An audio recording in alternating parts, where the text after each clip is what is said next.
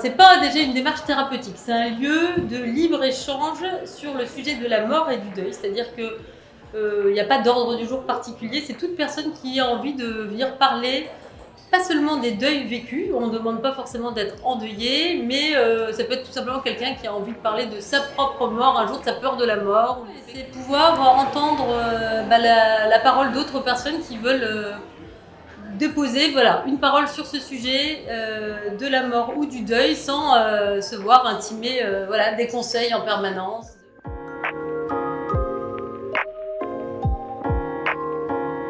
Alors je suis là parce que j'ai découvert les apéros de la mort il y a quelque temps et c'était justement quelque temps avant la mort de mon père. Je savais qu'il allait mourir et je voulais rencontrer des gens avec qui on parlait calmement, posément, parce que la mort souvent ça fait peur.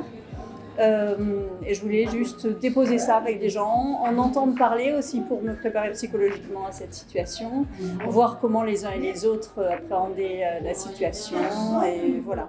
Mais je ressens quand même le besoin de poser ça avec des gens, de parler sans voile, sans tourner autour du pot, appeler les choses par leur nom,